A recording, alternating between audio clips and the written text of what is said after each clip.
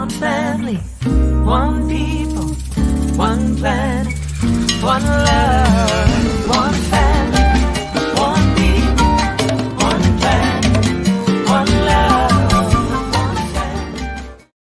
Good morning, everyone, and welcome to SoulCall Sunday. My name is Lisa Ferrero, and we are so thrilled to be with you this morning, our first Sunday. No matter what the calendar says on our website, it's always the first Sunday of the month. So we welcome you wherever you are. If you want to join us in the chat and say hello, I always say hello. Who we got here? Lisa Long joining us from her house. She was here till almost midnight last night with me. No, I'm just kidding. We're here at the beautiful Dempsey Event Center, which is out in SoulCall, and we're so thrilled to be here and celebrate, as she said, celebrate life with people. So, but this morning, talking about celebration is the origin of life, where that comes from. We sing a song, movie-inspired poetry for it. If you desire the self, get out of the self. I was thinking about that this morning. If you desire the capital S, get out of the small s. So bringing forth those soul qualities. So the talk for this morning is going to be where we begin.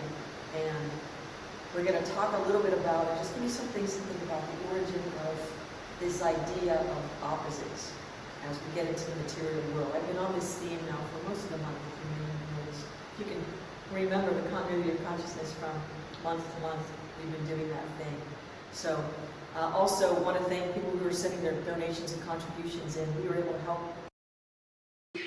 secure some food to help get them to be part of the summer, as a lot of the school programs don't provide food through the summer. Some states do, some states don't, but we were able to help one family. We'll help more as we find out who they are, and they know that we're around them, which is really a fun thing. So celebrating our 4th year this year, and our 25th anniversary overall. So here's what we do, keep the contributions coming. So this morning, we're going to start, as we start every SoulCall Sunday, with the practice of Qigong. And it's bringing the mind's attention to the awareness of the energy inherent in every cell of our being and directing it with our will and our consciousness. And we're happy to have our very own Seafood Helen Mead. Actually, if you come and stand right there, if you stand right there. Good morning, everyone. Good morning. Lisa's going to accompany me on the piano, so this is going to be wonderful. And yes, let's go ahead and draw our attention inwards, connect our mind, not only our body, but our heart, and really find the presence of the source energy, our own inner source, connecting to all that is. Taking deep breaths in and exhaling out, appreciating the ability of our bodies to do such a simple task all on its own. Bringing your hands to the lower dantian. Feel the connection, bringing your mind's awareness into this area. Relaxing into the peaceful and very subtle vibrations that our body emulates throughout the entire places and spaces within us, deep into ourselves, deep into the bone marrow, into all the organs, all the systems of the body. See it as the golden light of chi energy, life force. Bringing your hands down, relaxing your shoulders, placing that smile on your face, and knowing that the intention of what it is that we want to create in our world. Lifting our hands up, pointing the palms, the lagoons, the sky, drawing that chi from from the universe cosmos, concentrating it between the hands and arms, directing it into the byway, into the central meridian channel. See that golden light penetrating into the body, nourishing all the cells, into the skin, the tendons, muscles, ligaments, into the eyes, the throat, the sinuses. Feel any blockages and stagnations pushing down, freeing all the cells to move as they should, nourishing the lungs, the heart, the stomach.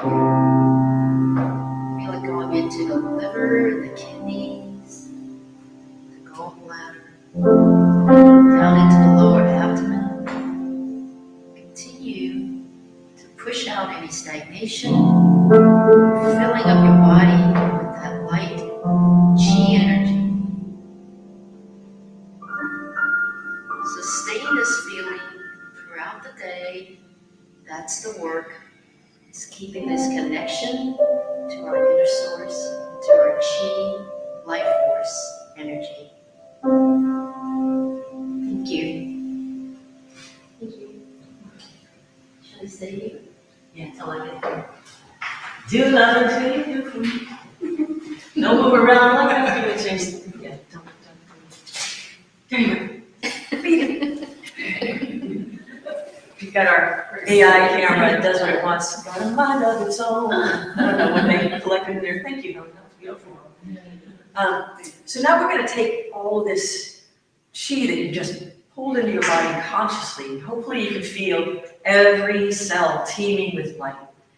Every cell of the being having a positive, negative, neutral charge.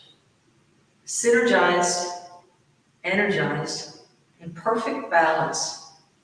If you can get the vision of each of your cells perfectly poised in waiting for the direction of the mind, which is guided by the soul, which is fueled by the love of heart, and focused by mind's intention. This is what we call life on planet Earth. And this is how we reach that cosmic consciousness from which all these ideas, manifested and unmanifested, come. So please enjoy and take into the silence with you. Just enjoy a silent meditation and ride on the wave of the sound. Come to the root of yourself.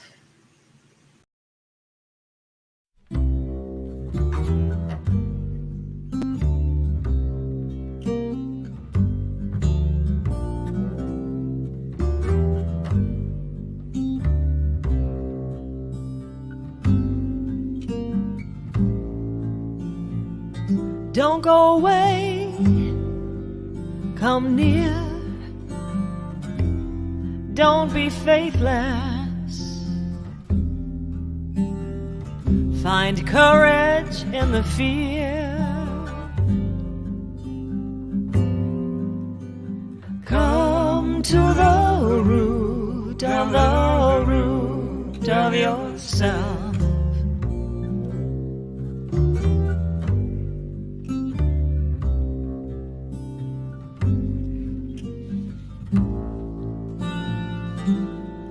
Love is a stranger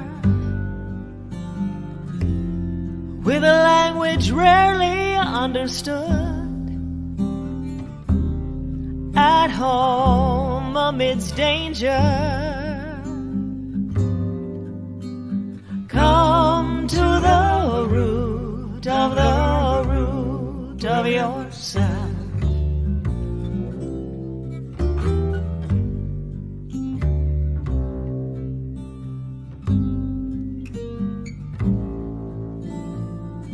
Get hold of selflessness.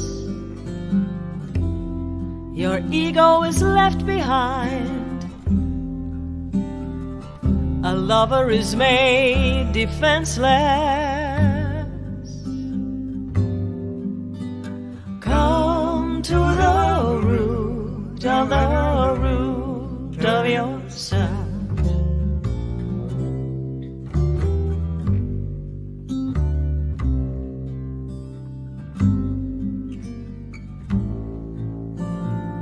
Open your hidden eyes.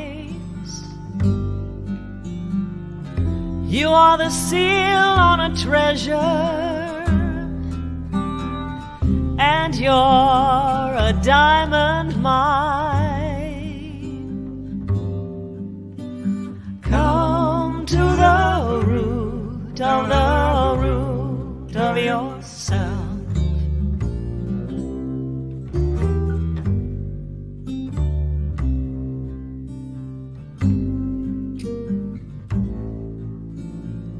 You've come from the presence of the friend, a little drunk but gentle, and stealing our hearts with that look so full of fire. Come to the root of yourself.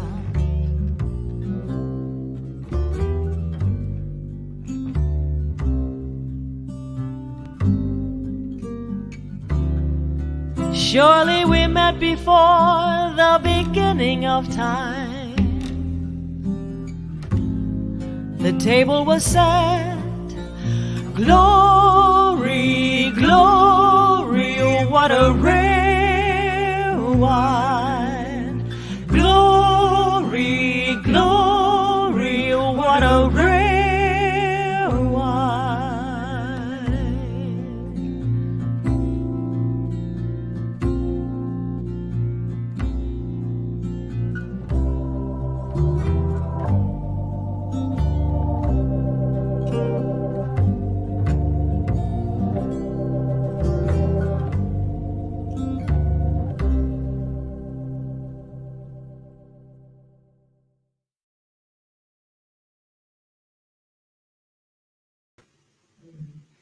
Glory, glory, what a rare wine. Surely we met before the beginning of time. Just taking that in, oh, infinite divine beloved, we open our ears, and may divine truth, may divine perception lead us to the remembrance of thee. That which is within is without. There is no separation. Only technical distinction when we choose to make it so. Recognizing we are always in the flow of blessedness.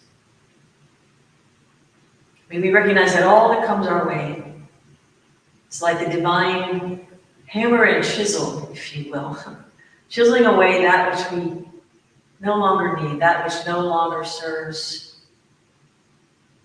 to help us to be more vulnerable, which is in fact to be the most courageous we could ever be.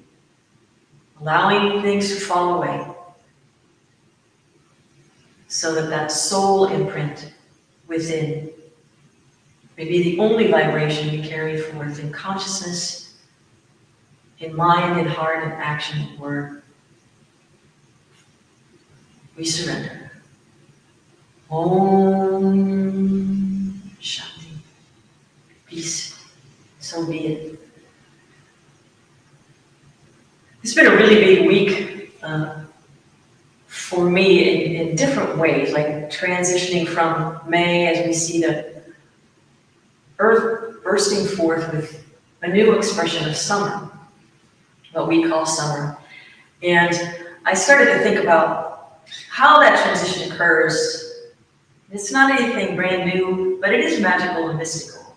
If we get the point of why we keep seeing this played out in cycles, literally over and over again, what goes around, comes around, goes around, comes around, but it's always slightly different. We're different. As we're on the planet that's circling the sun, we experience the moon several different times, more than 12 full moons in a year, where we get this balance of the outward appearance of a luminous ball of light and the sun, constant, all the time, holding this perfect balance together. And everything about it keeps reminding me over and over again, in a deeper way, I have to say, than ever before, maybe. This incredible drama that plays out between shadows and light, darkness and light, the sun and the moon, the positive and the negative, the charges that bring forth all things. And so today's talk is called Where We Begin. We can recognize that we begin from that sacred center where the soul is. You know, when these bodies disappear, that energy goes somewhere. Or does it go anywhere at all? It just pops free from the container. But it's still accessible. So that it brings us to this, it's kind of an abstract idea for some, like if I can't see it, without the empirical knowledge of something, if I can't see it, hold it, taste it, it doesn't exist. My mind right now is going to the Charles Dickens novel, you know, Scrooge, you know. I'm not seeing you, those three ghosts, past, present, and future. As much as he denies that they are there and shows him different things that are happening in his life or things that he can prevent from happening. You can profess to not see it all you want to, but guess what? There it is. And if we start thinking about how things we keep growing the same crops. Those of you who are farmers, you know, I just found out recently that close to where I live in Burlington, Ohio, has one of the number one farmers markets in the country. That's astounding and very cool. Now I'm not so anxious to get through it on my way to do other things. No, I mean, it's really fantastic when you think about it. So for everybody who's out there planting things and watching your tomatoes come up and now your daylilies perhaps, early in the summer it seems like. What causes these things to burst forth with different expression? And if you plant the same thing over and over again, it does something to the soil, doesn't it? What might that be? Yes, shout it out. We're all farmers. We're from the Midwest. There's a such thing as rotating crops to make sure that the soil can maintain and sustain the variety of things that it can produce, so you don't strip it of the same elements. Kind of like somebody who just tells the same stories over and over and over again, a broken record, right? If you're caught, same jokes. If you're caught in this tiny little sphere, the world becomes a scary place because the only access you have to what's really happening might be through radio and the television or social media. Or I remember coming out of the pandemic, the very first time I was going to travel on a plane. I mean, I still wear a mask because I'm a singer and I can't afford to get any of the crazy stuff. But now I start to wonder, like, why do we never wear masks on plane? When you start to think about it, then your consciousness has to evolve to be able to, like, cauterize all that kind of stuff before it comes in. But the point was, I am a world traveler. I was traveling 40 weeks out of the year for a long time. And I was slightly intimidated by this next travel because of what I was seeing and hearing that was coming in that was actually not the case. It was to keep us fearful and small. I don't know why. I'm not saying none of this was true. What I am saying is it wasn't as bad as what I was hearing on the radio and the television. Or it was the way I was interpreting what I was hearing on the radio and the television. It was, be careful, stay out, be careful, stay out. But once I got to the airport and we saw all these other people walking around, it was as if nothing ever happened. It just shifted it for me instantly, like, whoa, I almost got caught up in the stay in your small little zone and don't go anywhere because it's a scary world. How will you ever travel the cosmos if you can't even travel this tiny little sphere? Like, get out of your township, you know what I mean? Go to a different grocery store, go to a restaurant across town. It's really important to keep doing that. You know, we used to teach creativity workshops, actually I still do. And one of the first things we would suggest is go a different way. If you travel to work the same way every day, drive a different way. Leave some extra time and take the road that goes through the neighborhood and down the other side, or do something different to introduce something new to your consciousness. So what I'm talking about today is, rotating the crops of your consciousness to stimulate new areas of your brain where the soil is fertile and rich, that you might not have, like go plow a whole new lower 40, get out there and do something different. Nature does it every year. It comes back, but it doesn't look exactly the same. It's a little bigger, it's a little wider, maybe the roses have more fragrance this year, maybe this crop didn't take so well because of something else that it, I don't want to say interfered with, but interacted with and altered it forever. So think about people we've come in contact with, experiences we've come in contact with that have altered the way we experience things. And be very careful to keep the high road in it. Like nothing here can really hurt us. Right now, my life since I've been little, has been chiefly about service in various ways. I love to sing, so I got to be of service singing. But different venues and different places, even at the level that I've reached, people can be really interesting with artists. Some value what we do, and some just look at us as, okay, here they come, But it's not mine to pass judgment or even care about what they think. Paramahansa Yogananda says, praise doesn't make me any better, nor blame make me any worse. Because where we begin, the origin, and in fact the essence, and the truth of who we are is the soul. Capital S, self. So I wrote down some things, and I was thinking about, as you know, I've been reading this really fun book that several people turned me on to, but Natalia actually gave it to me to read, Mary Magdalene Revealed. So if you're into finding the truth of a lot of what happened before 300, like Pope Gregory and then Constantine later really reinforced what the Catholic Church and the Bible was going to say, what it was going to believe in and what it was going to leave out. Then the Gospel of Thomas shows up, and there's in fact the Gospel of Mary Magdalene, Jesus' first and most beloved disciple. But she was a female, so we can't hear about that right now. But here it is. It's coming back because the truth cannot be, even after 1,000, 1,500 years, more than that, almost a couple thousand years now. It can't be squashed on this planet. It has to surface. And in fact, it always does. So the origin of some very interesting things I'm going to read to you is it's this thing called the Red Spring. And I'm reading it to you today because one of the rooms in the Dempsey is called Avalon. And Judith named it Avalon. And people ask, why is it named Avalon? And I was reading in this book, and it actually says it in a better way than I would. There's a place in Glastonbury, Scotland. It's called the Tor, T-O-R. And it's supposedly where the red and the white spring originate. And it's called Avalon, the sacred isle, or the Isle of the Blessed. And it's thought of as representing the symbolic world center, the Tor, as the axis mundi, the world axis, that joins the ordinary world with the regions above and below. The ordinary world, the world of material we call ordinary, which is extraordinary, with the world above and below. So like pulling together all of the different philosophies I've studied to find the truth in all of them, they all say the same thing. At the heart of it is, I watch people come through doors often. It's a fascination of mine to see how they step through a threshold. And the synthesis of worlds above and below is the body. The heart and the mind is the Tor, the red spring and the white spring. And it opens the door to the soul.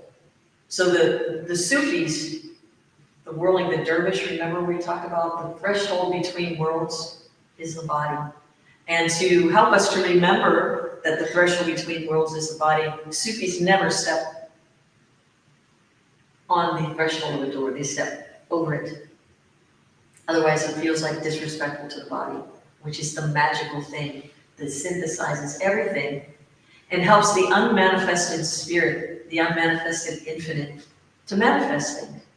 It comes through, it passes through a simple form which is not so simple, like giving birth to a child is one, bringing forth music, art, creativity. The more artists we have on the planet bringing forth the infinite's expression, the more light we bring to the planet, and the more we synthesize it in everybody's cells.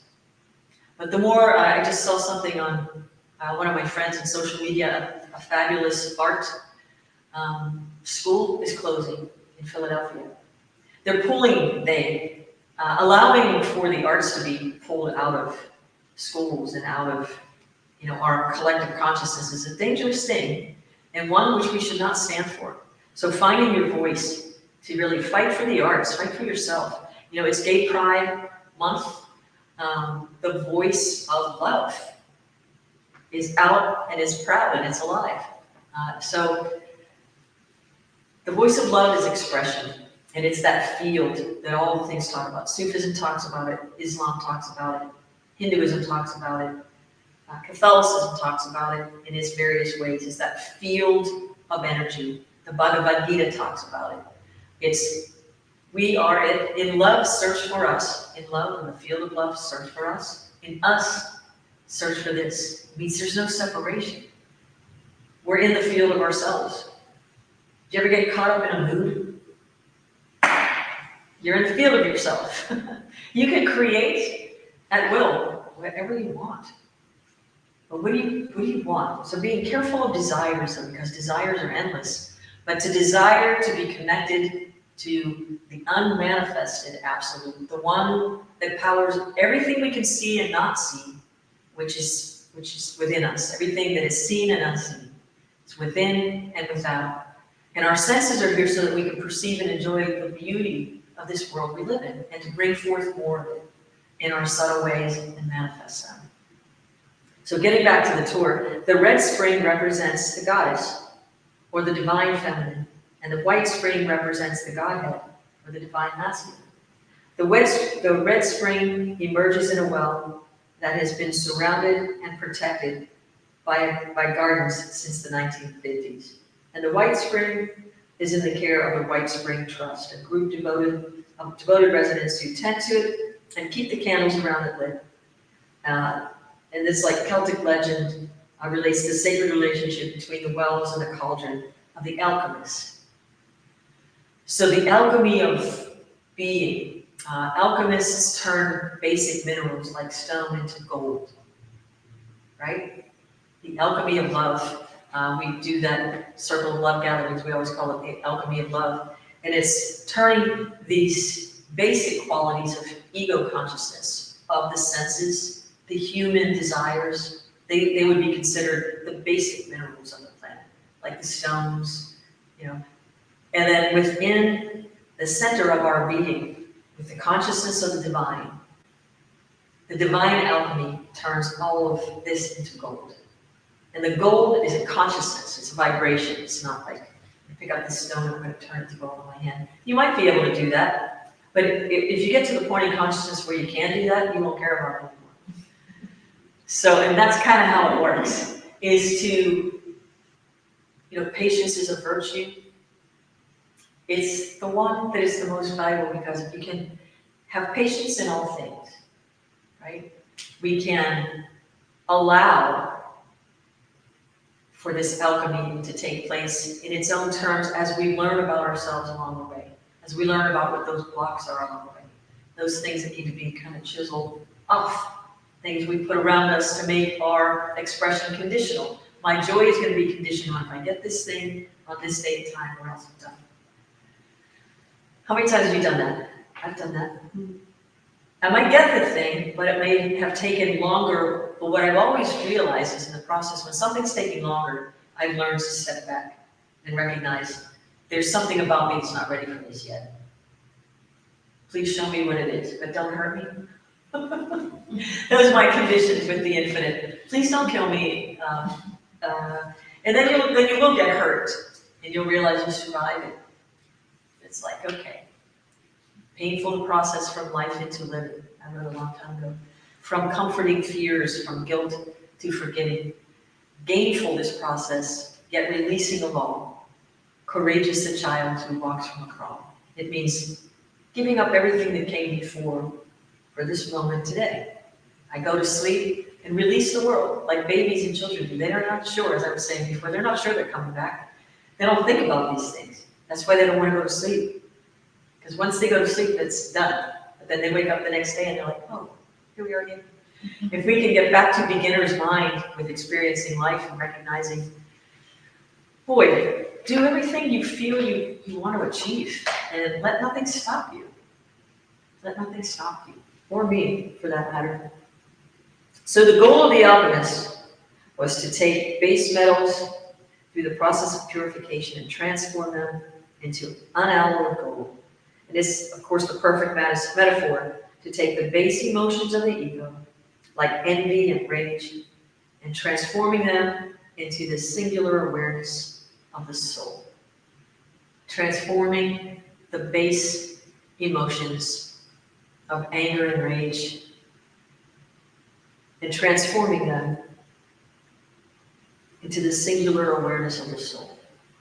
So it's like every day, if you can take off the cloak of the ego, who we think we are, and just lay it at the foot of the bed, go to sleep as the soul, and then wake up the next morning recognizing I am soul, and you put your ego self back on, but allow your soul to govern from the inside out instead of reacting to things from the outside in. So how did this tour, this Glastonbury place get so holy and so sacred, and why the red spring and the white spring? You may be asking out there. I was.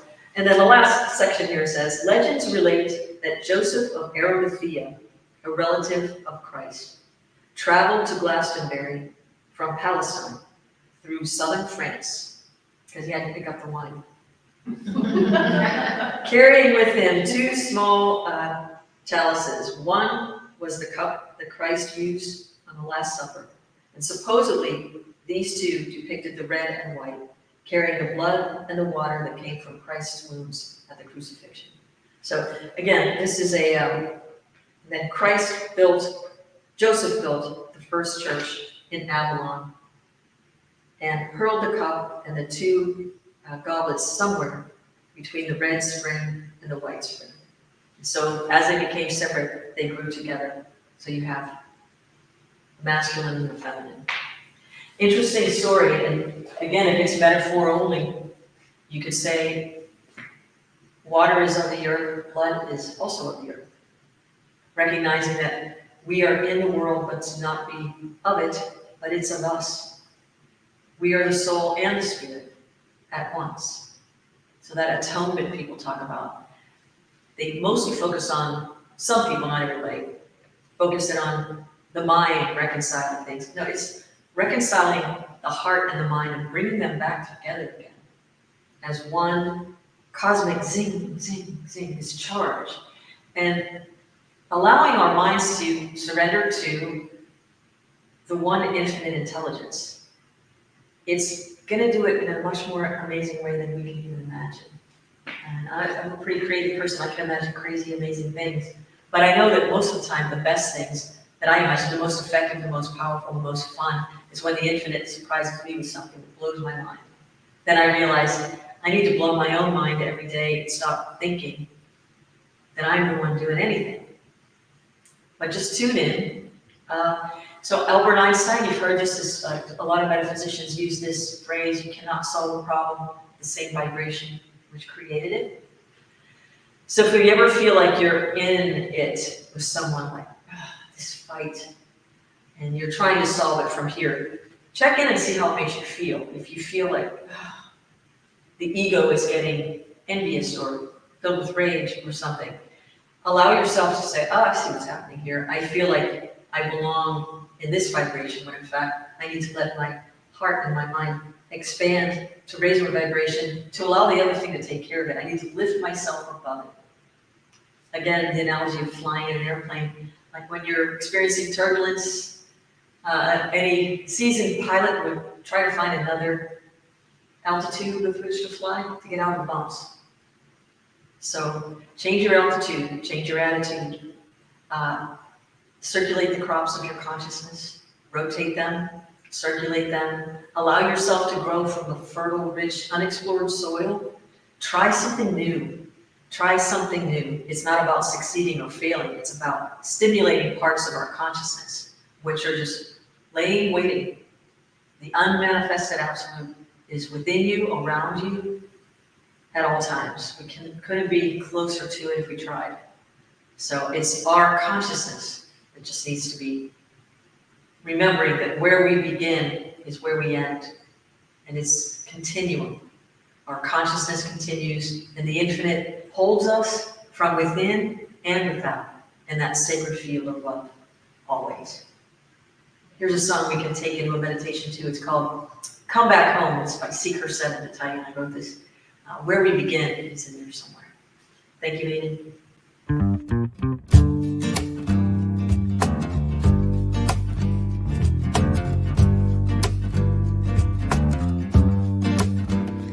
When I am open, gentle and slow, a dozen a diamond. No, it was cold. I came from somewhere, and I will go, trusting that spirit makes me whole. You can always come back home, come back home, come back home. You can always come back home, come back home, come back home. It's the place that you know you're never alone.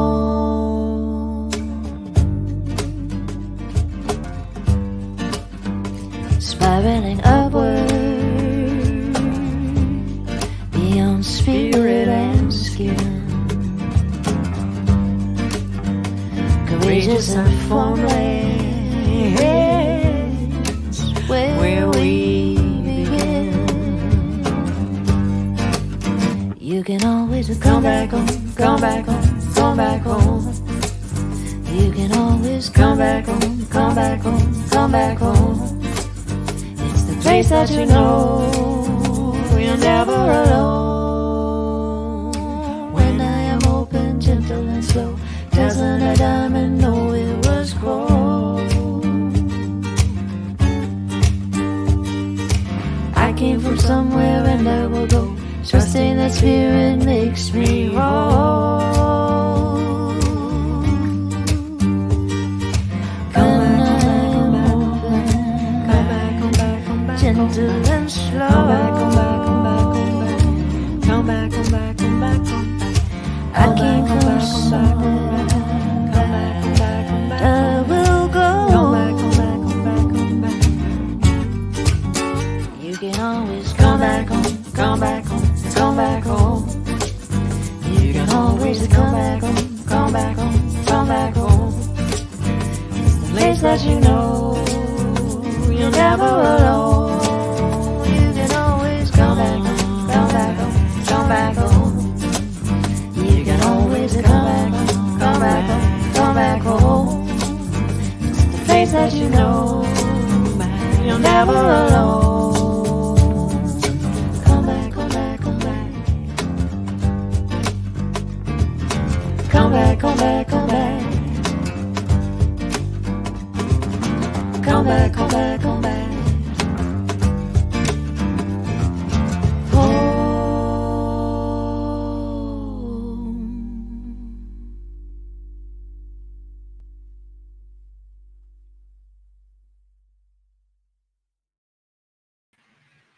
Hello. Welcome back. Isn't that a fun song? Don't you like how the birds are going?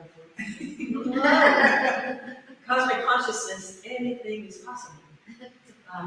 So once again, thank you for joining us. We welcome all your contributions. If you're in the house, there's a little basket in the back. But if you're joining us online, you can go to soulcallglobal.org/donate. And those of you who are shopping at Kroger, if you make SoulCall Inc. your nonprofit of choice, we get checks from them once a quarter, which is really, really nice, which we use to spend and buy more food for people who need it. So we're going to be doing more of that before the end of the summer, I am certain. So thank you for your contributions. It helps us to keep things going and flowing. I want to thank everyone who helps us put our programs together. Aiden, thank Natalia that helped us with the newsletter. And we will be doing Kirtan the third Wednesday of June, right here in this room. If you're able to join us in person, or you can just click the link on the website and just join us online. We're here just to meditate, sing some chants, and you're welcome to join us. I'm thinking of other things that I'm forgetting right now. What's happening? There's always so much happening that, yeah. So mark your calendars for December 4th. It's our jazz on the holidays.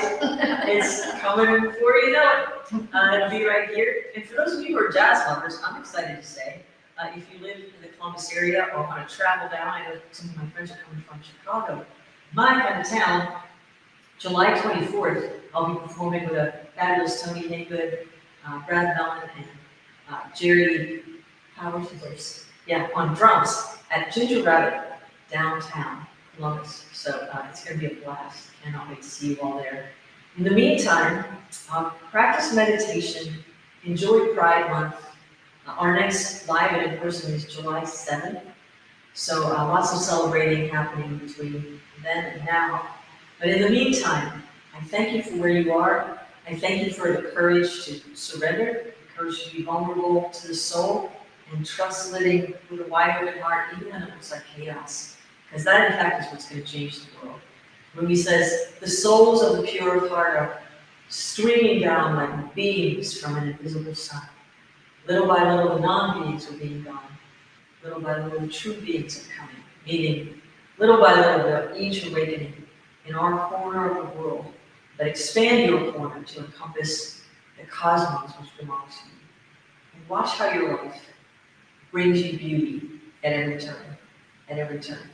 So there it is. And if you are in need of prayer along this path, and along the way to expanding and standing in the courage, please drop us a line of prayers at soulcallglobal.org. We put you on a prayer list, and it's on my altar, and we pray for you. So I thank you very much. We just pray to send you the energy of love and light. Not that you need anything, you just need to remember who you are. All right. And until then, remember this. No matter where you are or which corner of the world you're lighting up, and it's hard to shine your light, or if it's just burning brightly, just remember that. Ready? You are loved. Peace and blessings. One family, one people, one planet, one love.